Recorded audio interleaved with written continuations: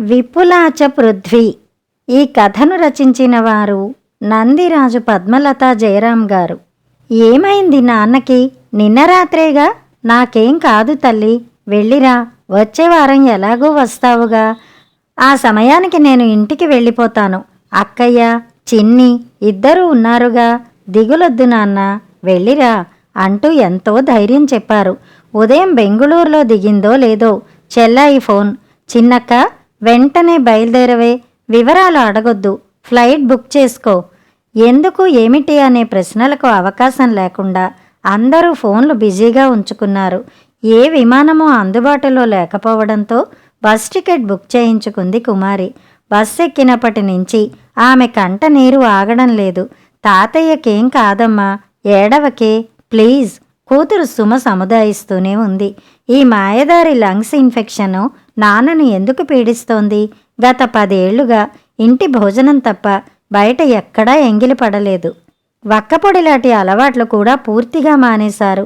నిత్యం పూజా పునస్కారాలతో కాలం వెళ్లబుచ్చుతున్న క్రమబద్ధ జీవనం నాన్ననెందుకు ఈ ఇన్ఫెక్షన్ గురి చేసింది? గత వారం నుంచి ఆసుపత్రి పాలైన ఆరోగ్యంగానే ఉన్నారు. మరో 2 రోజుల్లో డిశ్చార్జ్ చేస్తారనుకుని తను బెంగళూరుకి తిరుగు ప్రయాణం కట్టింది. ఇంతలోనే ఫోన్ సమాచారం. నాన్న వెళ్ళిపోయారా? ఆ మాట అనుకోవడానికే భయంగా ఉంది. ఊహు, ఏం కాదు, నాన్నకేం కాదు, కాకూడదు. కుమారి సీట్లోనే వెనక్కి జారగిలబడింది. పాజిటివ్గా ఆలోచించమని తన స్టూడెంట్స్ని ఎప్పుడూ పోరే తనే ఇలా నకారాత్మక భావాలకు లొంగకూడదని మనసుని హెచ్చరించింది. కళ్ల ముందు గతాన్ని ఆవిష్కరించుకుంది. ఎప్పుడో 40 ఏళ్ల క్రితం ఉద్యోగరీత్యా హైదరాబాద్ చేరిన చంద్రశేఖరం అక్కడే ఉండిపోతానని ఆనాడు ఊహించలేదు. పుట్టిన ఊరు, కన్న తల్లి, అవే తన మూలాలు. తన రక్త సంబంధాలన్నింటినీ అక్కడే వదిలి ఎక్కడో బతకాల్సిన అవసరం రాదు. వచ్చినా తను మరో ఉద్యోగమేదో చూసుకుని తిరిగి వెళ్ళిపోతాను అంతే అనుకున్నారు. కానీ ఆయన ఆశ, ఆలోచన ఫలించలేదు. అవసరం అన్నిటికన్నా చిక్కనైనది. రక్త సంబంధం కన్నా కూడా. పెళ్ళయింది. ఒంటరి జీవితానికి జంటగా ఉమాదేవి తోడైంది. కొత్త కాపురం 2 గదుల ఇరుకు ఇంట్లో మొదలైన దంపతుల హృదయ వైశాల్యం ముందు ఇంటి ఇరుకు పారిపోయింది. స్వంత ఊరు నుండి ఒక్కొక్కరుగా వచ్చి చేరిన శేఖరం తమ్ముళ్ళకి, ఇతర బంధువులకి హైదరాబాదులోని చదువులు, ఉద్యోగాలు అవసరమయ్యాయి. అందరికీ ఆశ్రయం కల్పించిన ఆ దంపతుల కడుపు నిండకపోయినా కన్నిటిని మాత్రం దగ్గరకు రానియలేదు. తమ్ముళ్ళు, బావమరుదులు, ఇతర బంధువుల పిల్లలు చంద్రశేఖరం గారి బంధు ప్రీతిని, ఉమాదేవి ఆదరణని, తన మన తేడా తెలియని వారిద్దరి మంచితనాన్ని పూర్తిగా ఆస్వాదిస్తూ ప్రయోజకులయ్యారు. ఎవరి కాళ్ల మీద వాళ్లు నిలబడ్డాక రెక్కలొచ్చిన పక్షుల్లాగా కొత్త గూటికి చేరారు. అంతా వెళ్ళిపోయాక తమ బిడ్డలు మాత్రమే మిగిలిన తరుణంలో కాస్త చెయ్యి కాలు కూడదీసుకుని ఊరి చివర చిన్న ఇల్లు కట్టుకొని రిటైర్డ్ జీవితాన్ని ప్రశాంతంగా వెళ్లదీస్తున్నారు.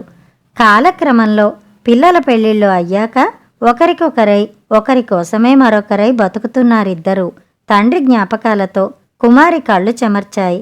అయిపోయింది, అంతా అయిపోయింది. అందరి కోసం జీవించిన ఓ అమృత ఆత్మ పరమాత్మలో ప్రశాంతంగా విలీనమైంది. హరినామ స్మరణం కంఠంలో నిక్షిప్తమై ఉండగానే, పెదవులపైన చిరునవ్వు చెదరకుండానే చంద్రశేఖరం గారిలోని హంస ఎగిరిపోయి పరమహంసలో చేరిపోయింది. అమ్మా, అయిందేదో అయింది, దాన్ని మార్చలేం కదా.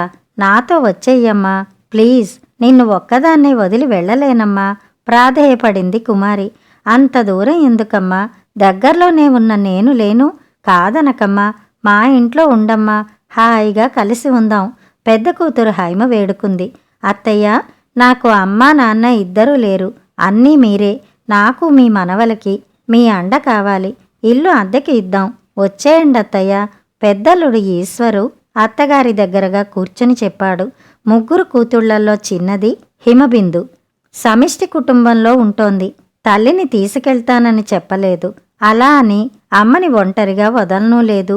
నిశ్శబ్దంగా కళ్ళొత్తుకుంటోంది బిందు. ఎవరికీ జవాబివ్వలేదు ఉమాదేవి. ఏం ఆలోచిస్తోందో తెలియదు.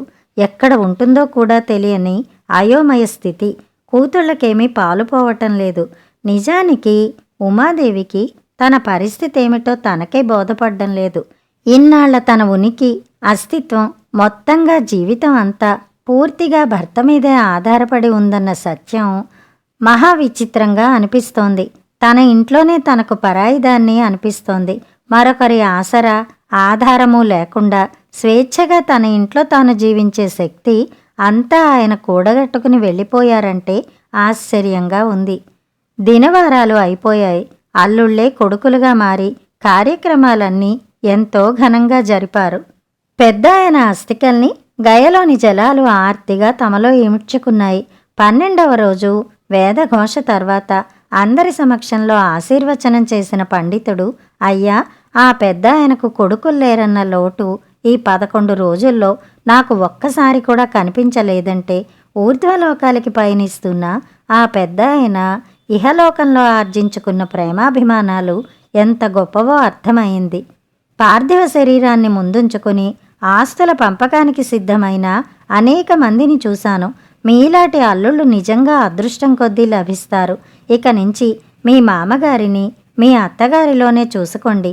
ఆమెను కన్న తల్లిలా ఆదరించండి. ఆ తల్లి కన్నబిడ్డల్లారా, మీకు ఇప్పుడు మీ అమ్మ మరో సంతానం. ఆమె మనసు నవ్వకుండా ప్రవర్తిస్తూ ఆవిడ్ని జాగ్రత్తగా చూసుకోండి. అమ్మా ఉమాదేవి గారు 50 సంవత్సరాల పాటు కలిసి జీవించిన చంద్రశేఖరం గారు పుణ్యలోకాలకు వెళ్ళిపోయే ఈ సమయంలో మీరు కంటనీరు పెట్టకండి. పునర్జన్మరహితమైన మోక్ష మార్గానికి చేరేందుకు ఆయనకు అవకాశం ఇవ్వండి. మీ కన్నీళ్లు ఆయనకు ఆటంకం కాకూడదు కదా. జాతస్య మరణం ధ్రువం.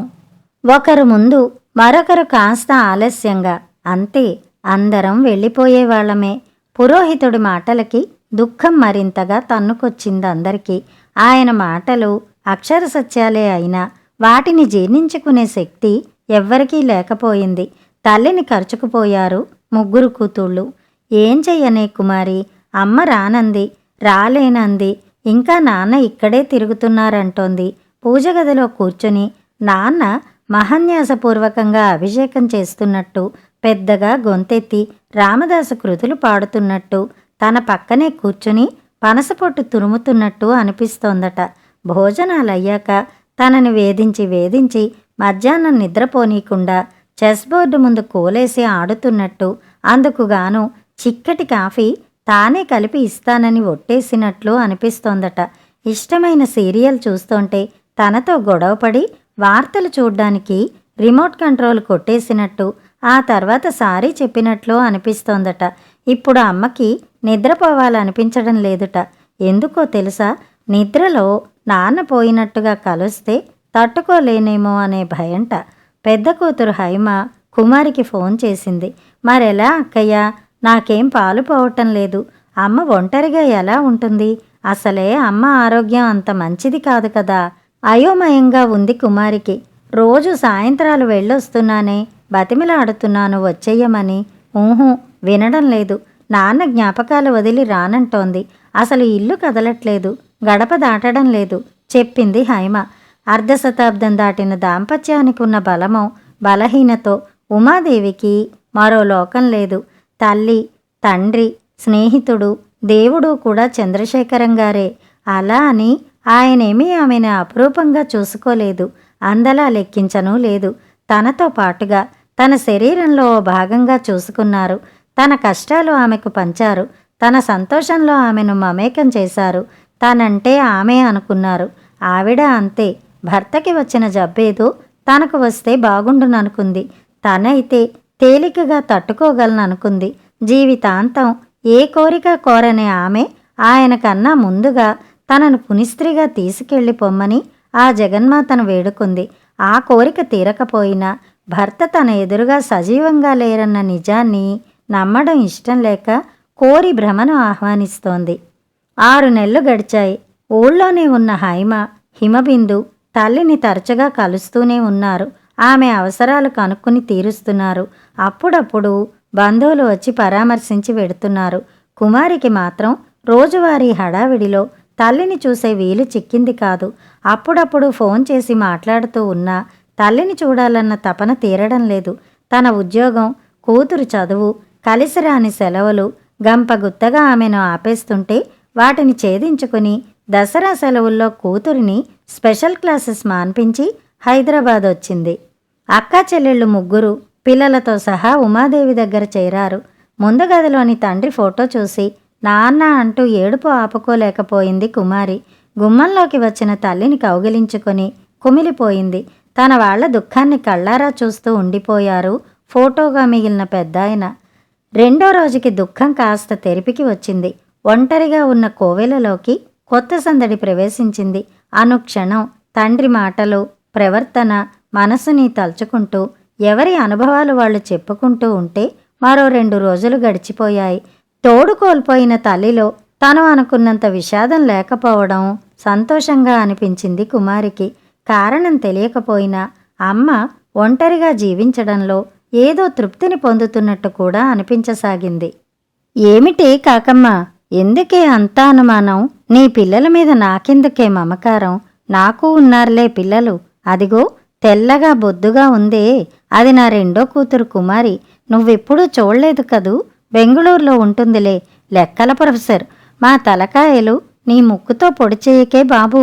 ముద్దుగా విసుక్కుంటూ గోడ మీద గోల చేస్తున్న కాకికి గుప్పెడు అన్నం పెట్టింది ఉమాదేవి. అక్కడ ఉంచిన ముద్ద పెట్టకముందే కాకి ఆ ముద్దను నోట కరిచి రివ్వున ఉసిరి చెట్టు కొమ్మ మీదకి ఎగిరింది. ఆ కొమ్మల మధ్య అల్లుకున్న గూట్లోని కాకి పిల్లలు ఎర్రటి నోళ్లు తెరుచుకుని ఆహారం కోసం అరవసాగాయి. పిట్టగోడ మీద మిగిలిన మెతుకుల కోసం గునగున పరిగెత్తుకొచ్చింది కొబ్బరి మట్టలో కాపురం పెట్టిన ఉడత. అయ్యో, నీ సంగతి మర్చిపోయానా ఉడతమ్మ, ఆగు, నీ గింజలు నీకేలే అంటూ వంట ఇంట్లోకి వెళ్ళి వేరుశనగ పప్పులు తెచ్చిపెట్టింది ఉమాదేవి. చటుక్కున ఆవిడ చేతుల్లోంచి అందుకుని ఒళ్ళో దాచుకుని గబగబా తినేసింది ఉడత. అమ్మమ్మ, నీ చేతిని కొరుకుతుందేమో భయంగా అంది సుమ. అమ్మమ్మ ఆ ఉడత స్నేహితులే, ఏం చేయదులే చెప్పింది హైమ. సుమక్క, అమ్మమ్మకి ఆ కుక్క కూడా ఫ్రెండే. చూడు, అమ్మమ్మ దగ్గర కూర్చుని ఎలా తోకాడిస్తోందో. బిందు కొడుకు కళ్యాణ్ చూపించాడు. వీధి కుక్క ఒకటి ఉమాదేవి దగ్గర తోకాడిస్తోంది. ఇదెప్పటి నుంచి అమ్మా, నీకు కుక్కలంటే భయం కదా అడిగింది కుమారి. పాపం, ఎక్కడ్నించో వచ్చిందే. నేను పెట్టే పిడికెడన్నం తిని నాకు తోడుగా ఉంటోంది. నాలాగే ఒంటరి పక్షి. రండి, మీకు వడ్డించేస్తాను. అందరం తిన్నాక మిగిలింది కాస్త దానికి పెట్టేస్తాను. లోపలికి వస్తూ అంది ఉమాదేవి. ఏంటో, ఏ అమృతం తినే అదృష్టం లేకుండా వెళ్ళిపోయారు నాన్న అంది కుమారి. తల్లి వంటంటే ఆమెకు ప్రాణం మరి. నాన్నకి అమ్మ వంట తప్ప మరొకళ్ళ వంట నచ్చేదే కాదు కదూ. ఏంటోనే అక్క, అమ్మ చేతి మహత్యం. పాత చింతకాయ పచ్చడైనా సరే పరమాద్భుతంగా ఉంటుంది. అందుకే అమ్మకి తోడుగా ఉంటానని కబుర్లు చెప్పి ప్రతి ఆదివారం ఇక్కడే లాగించేస్తాను. పాపం మా ఆయన నమ్మేస్తారు చెప్పింది హిమబిందు. భర్త గుర్తుకు వచ్చేసరికి ఉమాదేవి చేతిలో ముద్ద కంచంలోకి జారిపోయింది. ఆయన లేకపోయినా హాయిగా తింటున్నాను, తిరుగుతున్నాను. కొన్నాళ్ళైతే ఆయన ఊసే మర్చిపోతానేమో, నేనెక్కడ దిక్కులేని పక్షిని అవుతానో అని నాకింత ఇల్లు వాకిలి ఏర్పాటు చేశారు. తను లేకపోయినా హాయిగా బ్రతకవే అని పెన్షన్ వచ్చేట్టు చేశారు. కానీ నేనేం చేయగలిగాను ఆయనకి? జీవితం మొత్తంలో ఒక్కసారైనా ఏదైనా కొనిచ్చానా? పాపిష్టిదాన్ని. ఆయన ఇష్టపడి ఏదైనా కొనుక్కుంటానన్నా ఆ ఖర్చో ఈ ఖర్చో చూపించేదాన్ని. ఆయన ఆ పైనుంచి చూసి నా గురించి ఏమనుకుంటున్నారో ఒక్కసారిగా గొల్లుమంది ఉమాదేవి. చిన్నపిల్లని దగ్గరకు తీసుకున్నట్టు తల్లిని తన గుండెల్లో పొదువుకుంది కుమారి. అలా అనకమ్మా, మేము చదువుకుని ఈ మాత్రం మంచిగా బ్రతుకులు గడుపుతున్నామంటే కారణం ఎవరు? బాబాయిలు, అత్తయ్య, మేనమామలే కాకుండా బంధువులు ఏళ్ల తరపడి మన ఇంట్లో ఉండి ప్రయోజకులు అయ్యారు. నాన్న తన ఒక్కడి జీతంతో ఇల్లు లాక్కొచ్చారంటే కారణం నీ పొదుపరితనం కాదు. నాన్న ఎక్కడున్నా నిన్నే తలుచుకుంటూ ఉంటారమ్మా ఓదార్చింది. అవునమ్మా, నాన్నకి నువ్వంటే ప్రాణం. అమ్మమ్మను చూసి తను ఏడుస్తున్న పసివాణ్ణి దగ్గరికి తీసుకుని తల్లితో అంది బిందు. ఇంతలో వాకిట్లో బల్ల ఉయ్యాల ఊగుతున్న కుమారి కూతురు లోపలికి వచ్చింది. ఏమిటే సుమా, ఏంటా కంగారు? పెద్దమ్మ, గడప దగ్గర చూడు, చిన్న గువ్వపిల్ల పడిపోయింది. పాపం, ఇంకా రెక్కలు కూడా రాలేదు కంగారుగా అంది సుమ. అయ్యయ్యో అనుకుంటూనే ఉన్నా. పిచ్చి పక్షి సరైన తావు చూసుకోకుండా గూడు కట్టింది. ఇలా అవుతుందని అనుకుంటూనే ఉన్నా. ఉండండి పిల్లలు, పొరపాటును కూడా దాన్ని తాకకండి. తాకారో తల్లి దాన్ని ముట్టుకోదు అంటూ గబగబా లేచి దగ్గరగా వెళ్ళి జాగ్రత్తగా గువ్వపిల్ల దగ్గర నెమ్మదిగా తడుతూ దాన్ని ఓ మూలకు చేర్చి తల్లి చూసేలాగా ఏర్పాటు చేసింది ఉమాదేవి. అమ్మా, దాన్ని ఏ పిల్లో తినదు కదా, ఇందాక మెట్ల కింద నల్లపిల్లిని చూశాను అంది కుమారి. ఆ భయం లేదులేవే, అవన్నీ ఫ్రెండ్స్. ఆ పిల్లి చూలింత, నేనే దానికి మెట్ల కింద పక్కపరిచాను. ఇవాళో రేపో కంటుంది అంది ఉమాదేవి. నీ జీవకారుణ్యం బంగారంగాను.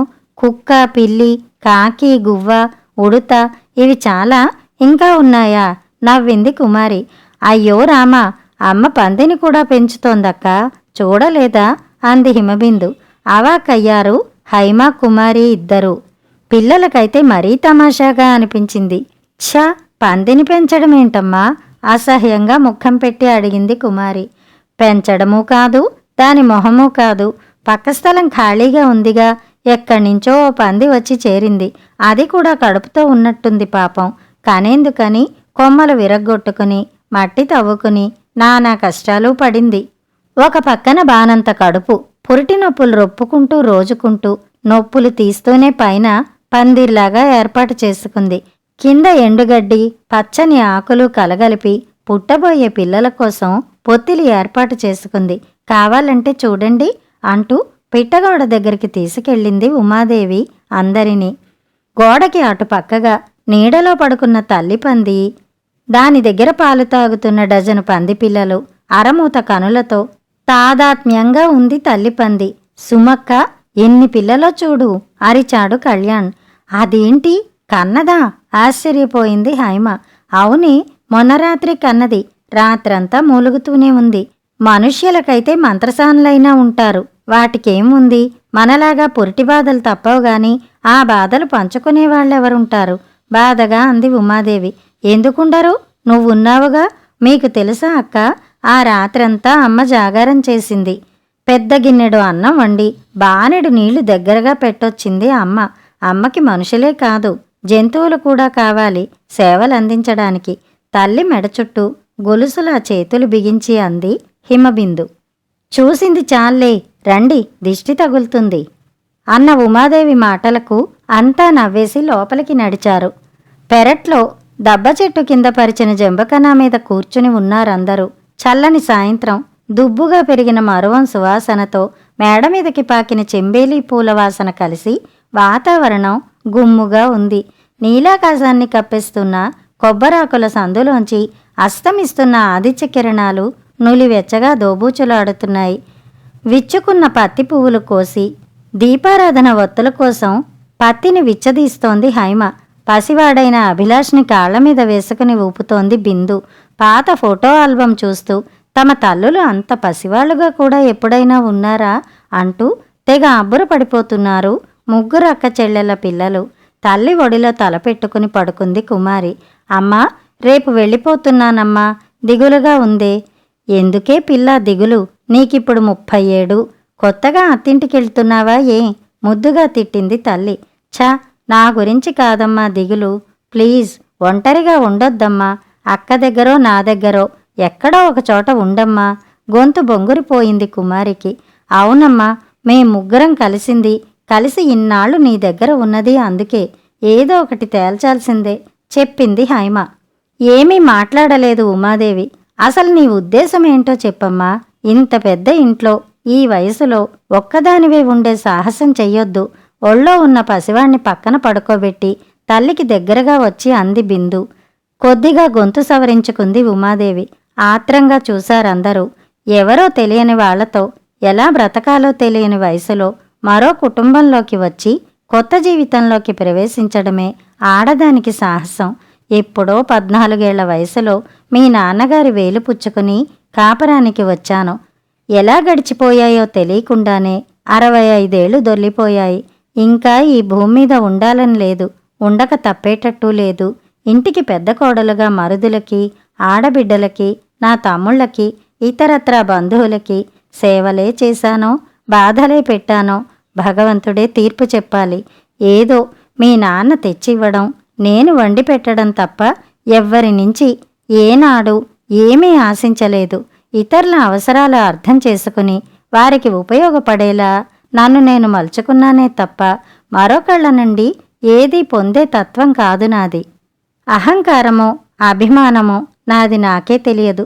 నా మీద ప్రేమతో, పేగు బంధంతో మీ ఇళ్లకు పిలుస్తున్నారు. నా వయసు పట్ల జాలితో నన్ను మీతో ఉండమంటున్నారు మీరు. కానీ నా వల్ల కాదమ్మా. ఈ ఇంటి అణువణువున మీ నాన్నగారే కనిపిస్తున్నారు నాకు. ప్రతి మొక్క, పువ్వు అన్నీ నన్ను ఆయనలాగే పలకరిస్తుంటే నాకు ఒంటరితనంగా అనిపించడం లేదు. నేను లేని నాడు ఈ మొక్కలకి నీరెవరు పోస్తారు? ఈ పిల్లలకి 4 గింజలు ఎవరందిస్తారు? మీ ముగ్గురు పుట్టింట్లో 4 రోజులు ఉండాలంటే ఎక్కడికి వెడతారు? నోరు లేని ప్రాణులకి, మొక్కలకి తప్ప మరెవ్వరికీ నా అవసరం లేదు. నేను ఒంటరిని కాదు. నాది సాహసమూ కాదు. అవసరాలు తీర్చడం తప్ప తీర్చుకోవడం నాకు చేత కాదు. రేపు నేను లేవలేని నాడు నన్ను కాదనుకోకుండా కాచుకోండి. నాన్నని, ఈ ఇంటిని వదిలి నేనుండలేనమ్మా. దుఃఖంతో ఉమాదేవి మరి మాట్లాడలేకపోయింది.